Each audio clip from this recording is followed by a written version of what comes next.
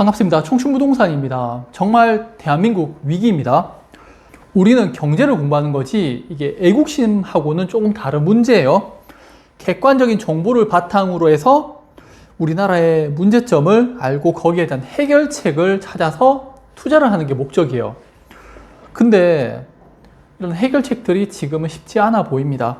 오늘은 심각하게 무너지고 있는 철강 산업에 대해서 알아보도록 하겠습니다. 이번에 현대제철과 동국제강이 공장을 중단한다고 합니다. 특히 동국제강의 경우는 70년 만에 처음으로 공장을 멈춘다고 해요. 그러니까 지난 몇 달간 현대제철을 비롯한 많은 철강업체들이 공장을 문 닫는다라는 얘기가 많이 나왔었잖아요. 근데 우리나라의 산업 구조가 정말 이상하게 굴러가면서 문제가 발생을 하고 있어요. 그러니까 대외적인 요인 그리고 대내적인 요인이 합쳐지면서 우리나라 철강 산업이 무너지고 있습니다. 철강의 원료가 되는 철광석이에요. 2021년 부동산 버블이었죠. 그 당시에 가격이 철광석이 한 $200 정도 되었었는데 이 당시에 재료비도 급등했고 인건비도 급등하면서 부동산도 당연히 급등을 했죠. 하지만은 지금은 $96로 철광석 가격이 반토막이 났어요. 그러면은 철근 가격도 반토막이 나야지 정상이겠죠. 우리나라의 철근 가공 단가는 매년 상승하고 있습니다. 원료 가격은 반토막이 났는데 철근 가격은 계속 인상되고 있다. 이상하지 않으세요?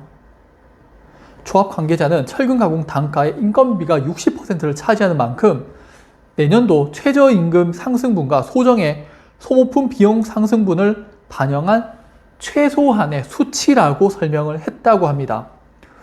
인건비 상승으로 인해서 철근 가공 단가가 상승하고 있다는 거고, 이거는 2018년도에 문재인 정부의 소득주도 성장이 생각이 나죠.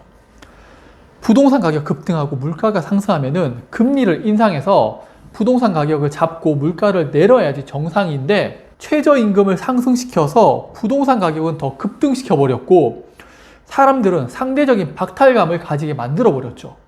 이제는 원재료 가격이 하락을 해도 인건비 상승으로 인해 가지고 제품 가격이 상승하는 그런 상황까지 오게 되었는 겁니다.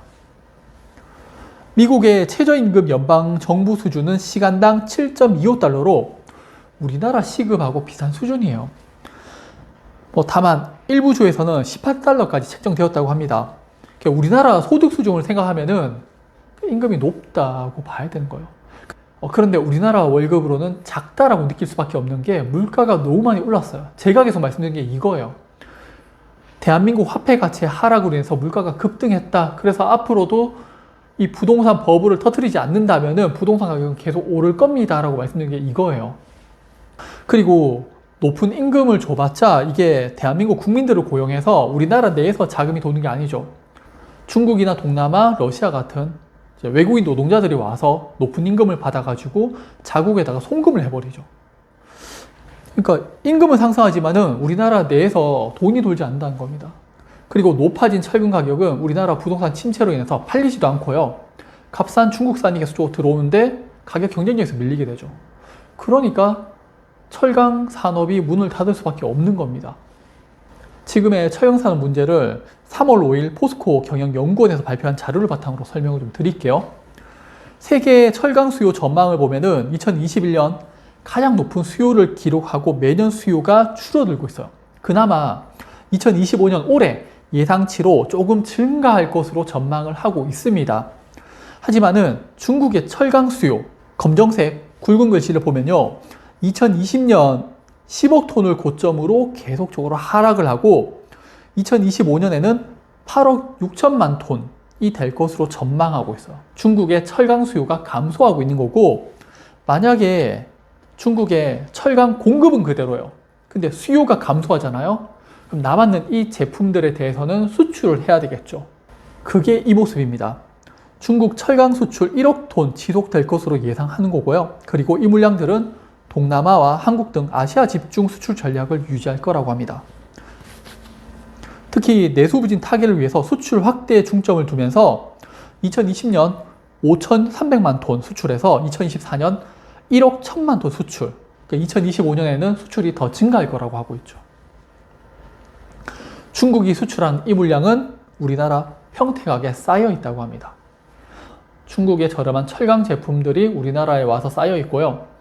내국 철강 업체들은 부동산발 침체로 인해서 팔리지도 않고 또 중국과 경쟁력에서 밀려버리니까 어쩔 수 없는 거예요. 우리나라에서 강제 명목 소비를 보면은 2024년 4,700만 톤, 2025년에는 4,600만 톤으로 전망하고 있습니다. 이게 얼마나 소비가 둔화되었냐 하면요. 부동산발 위기였던 서브프라임 사태, 그때 4,500만 톤 수준으로 상당히 낮았는데 지금 거기하고 비슷한 수준이에요. 중국산에 빌려서 우리나라에선 또 소비도 줄고, 그러니까 철강 업체들은 죽을 마신 거예요. 공급은 넘쳐나고 수요는 감소하니까 조강 생산입니다. 올해 6,300만 톤 수준으로 감소하는데 이게 코로나 시절보다 생산량이 더 줄었는 거예요. 앞으로 미국과 유럽은 고금리를 지속할 거고요. 그리고 자국 중심으로 전환했기 때문에 철강 산업 요거 하나만 봐도 앞으로 계속적으로 어려워질 겁니다. 자, 지금까지 우리나라 문제 그리고 중국에 대한 문제를 알아봤다면 더 큰 위협이 존재를 하고 있죠. 바로 관세입니다. 우리나라 철강도 미국하고 유럽에다가 수출을 해야 되는데 미국은 6월 들어서 철강 관세를 50% 전격 인상을 해버리면서 철강 업체들은 더 힘들어졌고요. 이유는 철강 무관세 쿼터를 축소할 가능성이 높아지고 있습니다.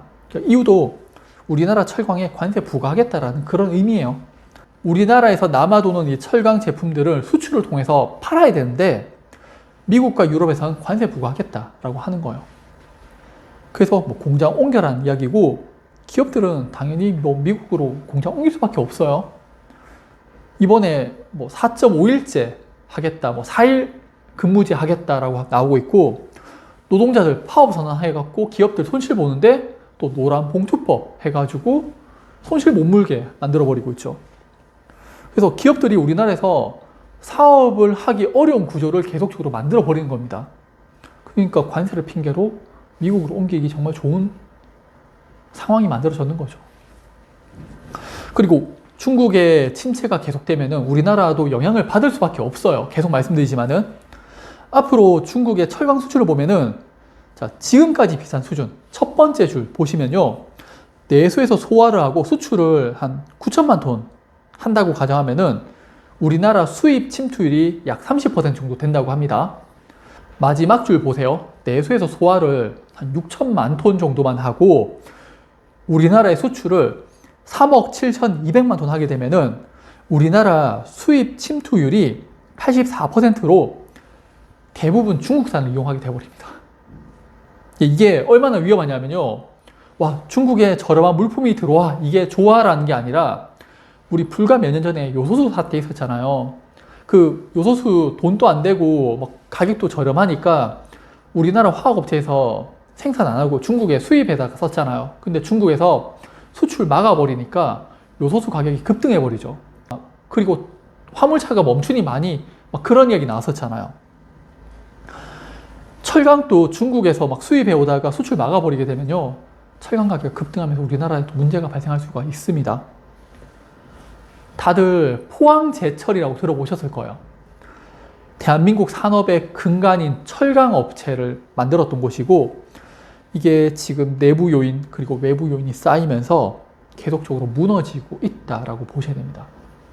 아무쪼록 이번 정부에서 이거 좀 해결을 잘 해주셨으면 하는 바람이고요. 그리고 우리나라 경제가 좀 좋아졌으면 하는 바람인데 돈 풀어서는 해결할 체가 없습니다. 그냥 계속적으로 남미로 가면서 베네수엘라를 능가하는 나라가 돼버릴 거지. 네, 그러니까 정말 현명한 선택을 하셨으면 좋겠고요. 오늘 영상도 봐주셔서 감사합니다.